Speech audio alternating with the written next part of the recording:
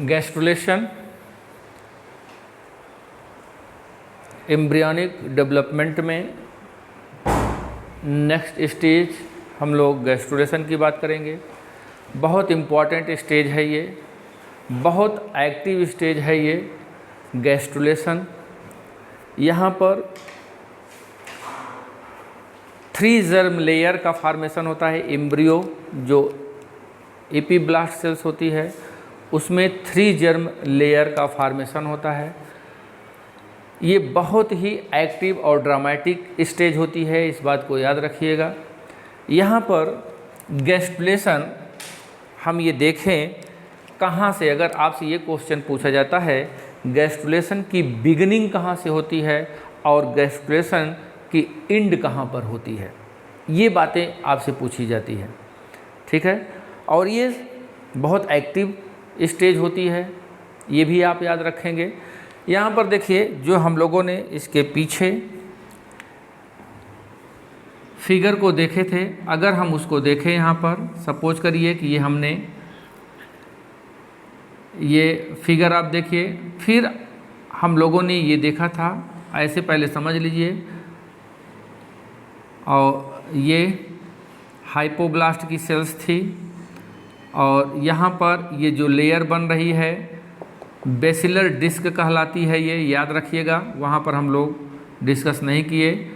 ये एपीब्लास्ट एवं हाइपोब्लास्ट की यहाँ पर ये सेल्स मिल करके ये एक डिस्क का फॉर्मेशन करती हैं जिसको हम बेसिलर डिस्क कहते हैं। तो यहाँ पर आप ये देखिए गैस्ट्रुलेशन में हम ये देखते हैं कि एम्ब्रियो में एक ग्रूव का फॉर्मेशन होने लगता है। इस ग्रूव को हम प्रिमिटिव स्ट्रीक कहते हैं, ये ध्यान में रखिएगा। प्रिमिटिव स्ट्रीक का फॉर्मेशन प्रारंभ जब होता है एम्ब्रियो का मतलब कि जो ब्लास्टोसिस्ट है उस ब्लास्टोसिस्ट के इपीबोली में उसकी जो कैविटी है वहाँ पर एक ग्रूव का फॉर्मेशन होने लगता है, उसको हम प्रिमिटिव ग्रूव कहते हैं और यहीं से गैस्ट्रुलेशन की प्रवस्था प्रारंभ होती है। इसको देखिए हम एक दूसरे फिगर के द्वारा डिस्कस कर लेते हैं। यहाँ पे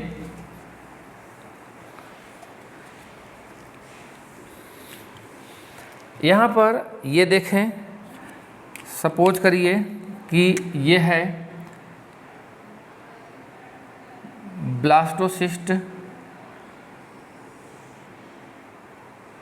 ये इस तरह से थोड़ा सा सीधा बना देते हैं।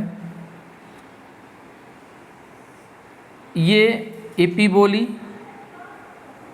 को आप यहाँ पर इस तरह से देखेंगे कि इसका जो ऊपर का पोर्शन है ये थोड़ा सा ब्रॉड होता है और नीचे का जो पोर्शन होता है ये थोड़ा सा नैरो होता है।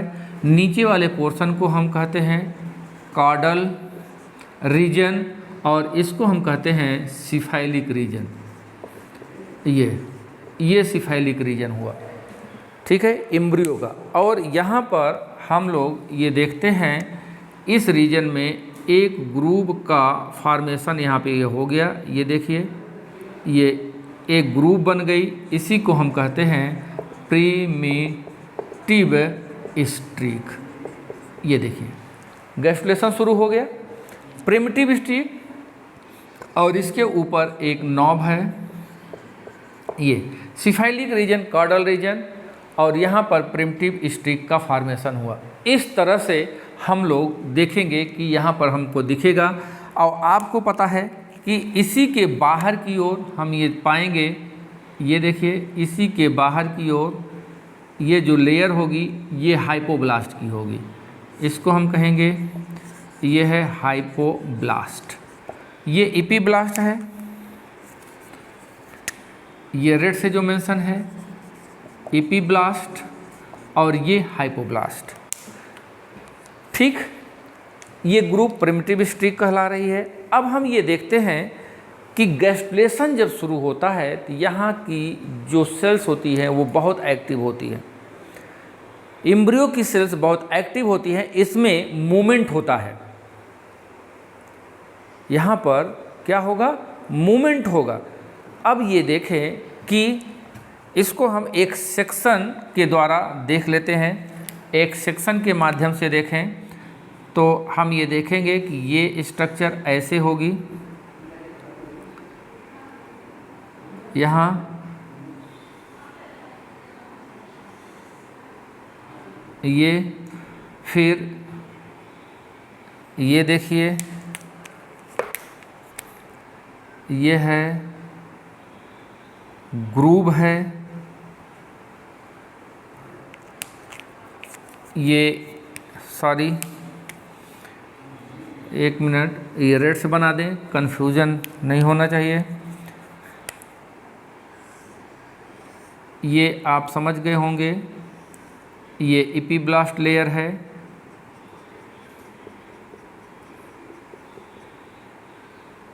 और यहीं पर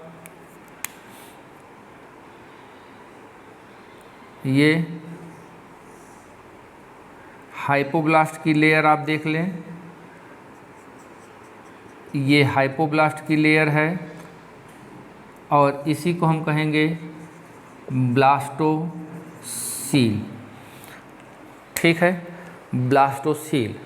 और ये प्रिमिटिव ग्रूव है, ये एपिब्लास्ट है, ये आपको क्लियर हो रहा होगा, एपिब्लास्ट, और ये है हाइपोब्लास्ट। ये फिगर आपको क्लियर हो रहा होगा। अब यहाँ पर देखिए कि जो एपिब्लास्ट की सेल्स हैं, ये देखिए ये सेक्शन काटा गया है, यहाँ से ऐसे सेक्शन लिया गया है, इसके चारों ओर ये एपिब्लास्ट की सेल्स होंगी, ग्रुप के चारों ओर एपिब्लास्ट की सेल्स होंगी कि नहीं होंगी, होंगी, ये बात क्लियर है। अब आप देखिए कि प्रिमिटिव स्ट्रीक या इस ग्रुप के माध्यम से जो एपिब्लास्ट की सेल्स हैं, ये देखिए ये मूव कर रही है, ये देखिए मूव कर रही है, ये एपिब्लास्ट की सेल्स यहाँ मूव कर रही है, मूवमेंट इसमें हो रहा है, और किसके थ्रू मूव कर रही हैं, ये जो प्रिमिटिव स्ट्रीक है, इस प्रिमिटिव स्ट्रीक के माध्यम से मूव कर रही है। तो सबसे पहले यहाँ पे क्या होता है कि जब एपिब्लास्ट की सेल्स मूवमेंट करती है, मूव करके, और यहाँ पर आप ये देखेंगे इस स्थान पर हम हाइपोब्लास्ट की लेयर को दिखा रहे हैं, यहाँ की लेयर को डिस्प्लेस करके ये स्थापित हो जाती हैं, तो इसे हम कहते हैं कि एंडोडर्म का फॉर्मेशन हो गया। ठीक है, तो सबसे पहले एपिब्लास्ट की जो सेल्स होती है उसमें मूवमेंट के कारण, ये मूवमेंट किसके थ्रू हो रहा है, प्रिमिटिव स्ट्रीक मतलब ग्रुप के थ्रू हो रहा है, और इसी ग्रुप के थ्रू यहाँ पर ये देखिए ये सेल्स आ रही हैं और यहाँ पर स्टेबलाइज्ड हो रही है। तो सबसे पहले स्टेबलाइज्ड होने वाली, स्थापित होने वाली जो लेयर होगी वो क्या है, एंडोडर्म है। फिर इसी तरह से यही प्रोसेस चल रही है। इसके बाद आप यहाँ पे देखेंगे कि यहाँ पर एक और लेयर बन जा रही है, हाँ, जिसको हम कहेंगे मीजोडर्म। मीजोडर्म का फॉर्मेशन हो रहा है।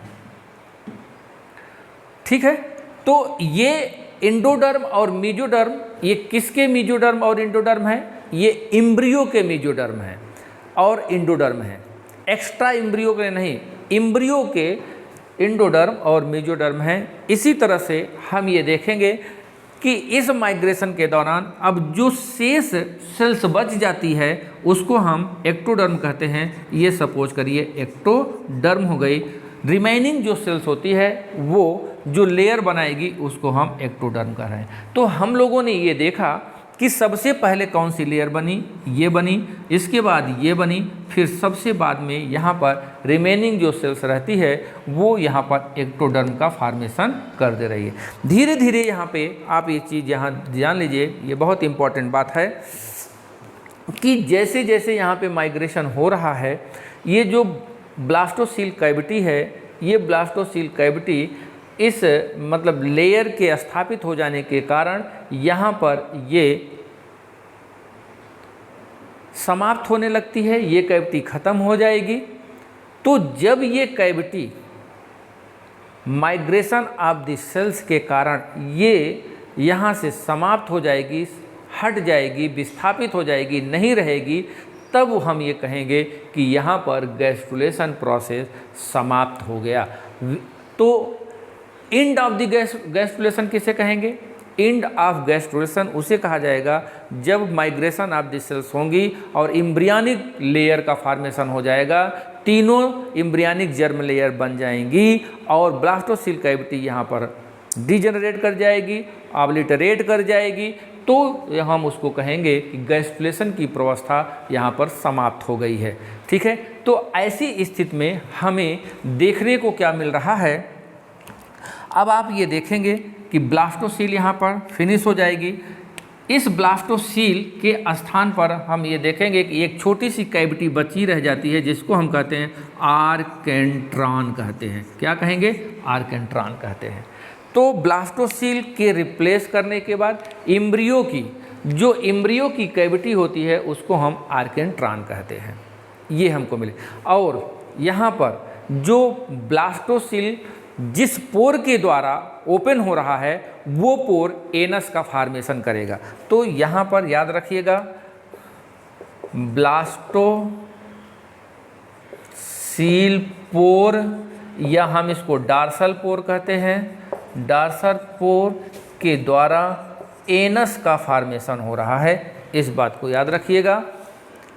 एम्ब्रियो में ब्लास्टोसील के स्थान पर जो छोटी सी कैविटी बचेगी उसको आर्केंट्रॉन कहेंगे।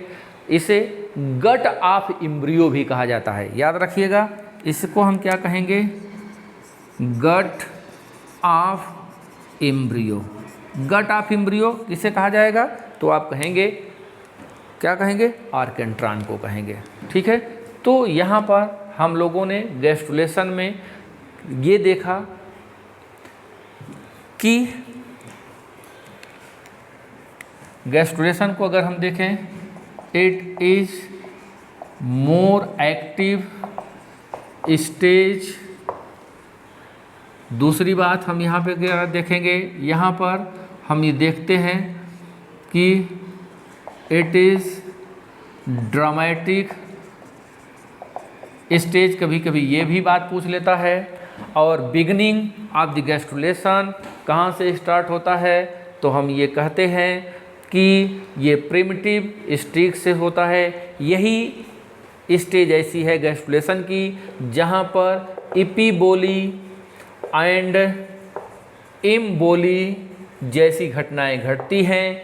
इपीबोली घटना के दौरान किसका फॉर्मेशन होता है? एक्टोडर्म का फॉर्मेशन होता है। और इम्बोली घटना के दौरान एंडोडर्म एंड मीजोडर्म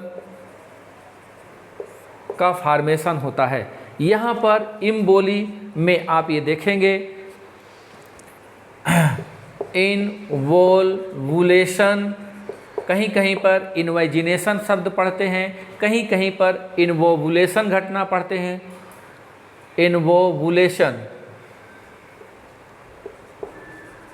इन्वोवुलेशन जैसे फ्रॉग में ये घटना आप पढ़ते हैं, कहाँ पर? इन्वोवुलेशन।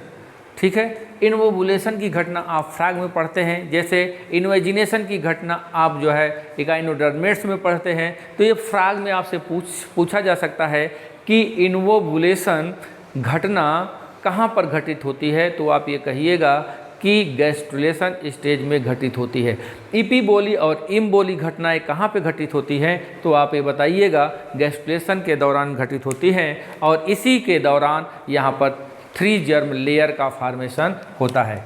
ठीक है, बिगिनिंग स्टेज आपको पता हो गई, बिगिनिंग स्टेज क्या होती है और एंड स्टेज क्या होती है ये आपको पता हो गया है। तो इस प्रकार से यहाँ पर हमने ये देखा कि गैस्ट्रुलेशन के दौरान 3 एम्ब्रियनिक जर्म लेयर बन जाती है।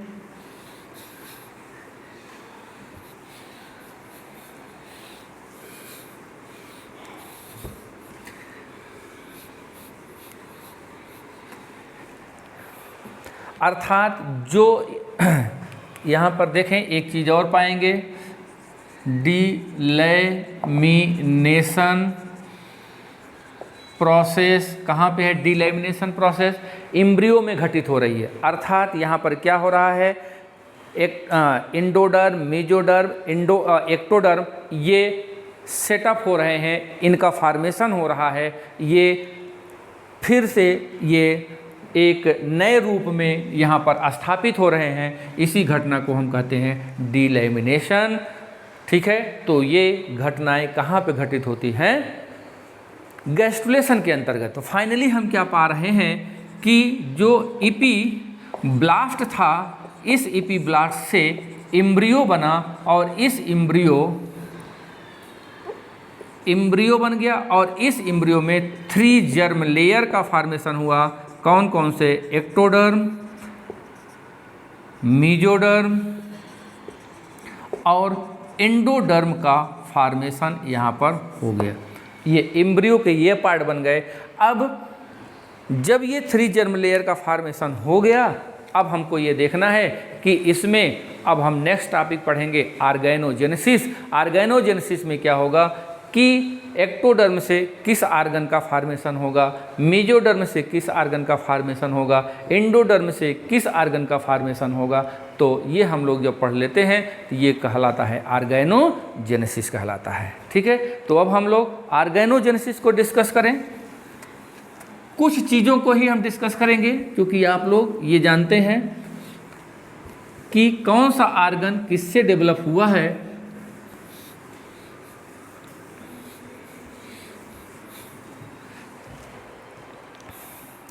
ठीक,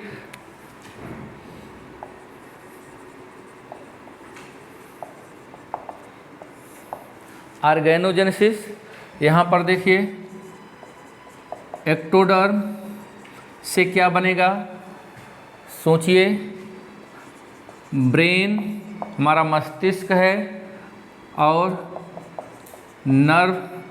नर्व है, नर्व एक्टोडर्मल वर्जिन कहते भी हैं, मस्तिष्क उसी से बनेगा हमारा, और हमारी जो स्किन है उसी से डेवलप हुई है। और आप ये देखें कि नेल है, नाखून है, इसी से डेवलप हुआ है। इनेमल ऑफ टीथ जो है ये भी एक्टोडर्मल है, एक्टोडर्मल वर्जिन। और अगर हम ग्लैंड की बात करें, ग्लैंड्स में आप देखिए पीनियल ग्लैंड और एड्रीनल, मेडुला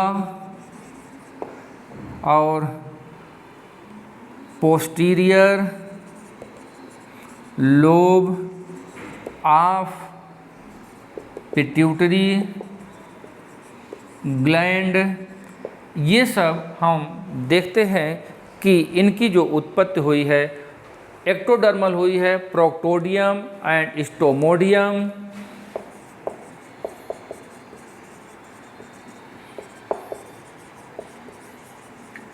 ये एक्टोडर्मल वर्जिन है। ठीक है, अब यहाँ पर हम लोग देखें मेजोडर्मल वर्जिन में क्या क्या आएगा।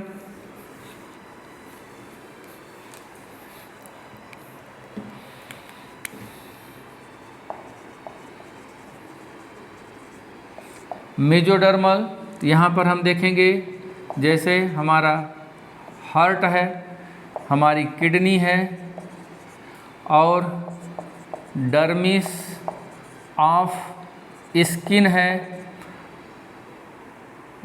और टीथ है। इनेमल को छोड़ करके, याद रखिएगा, इनेमल को छोड़ करके फिर यहाँ पर टीथ हो गया, डर्मिस हो गया, किडनी है, हार्ट है, कार्टिलेज है, बोन है, heart, kidney, dermis of skin, teeth, cartilage, bone, ये सब मेजोडर्मल है। बहुत से और भी आर्गन आपको देखने को मिलेंगे, जान जाइएगा। और एंडोडर्मल को हम देखें, lungs, alimentary, canal, liver, pancreas, thyroid gland, parathyroid gland. ये देखें, ये जो मेन आर्गन हैं यहाँ पर हम ये देख रहे हैं, इनकी जो वर्जिन है एंडोडर्मल है, और भी आर्गन होंगे, उसको ध्यान में रखिएगा आप लोग। तो ऑर्गेनोजेनेसिस के अंतर्गत बस इतनी सी बातें हम लोग देखते हैं, जो कि 3 एम्ब्रियनिक जर्म लेयर है, वो आगे इन्हीं एम्ब्रियनिक लेयर से आर्गन का फॉर्मेशन होता है। ठीक है, चलिए अब हम लोग इसके बाद एम्ब्रियनिक डेवलपमेंट के अंतर्गत हम लोग प्लेसेंटा को पढ़ेंगे, जो कि नेक्स्ट टॉपिक में पढ़ेंगे। Okay, thank you. वीडियो को अच्छे से देखिए, देखने के साथ साथ आप लाइक भी करें, जिससे मेरा उत्साह भी बढ़े। Okay, thank you.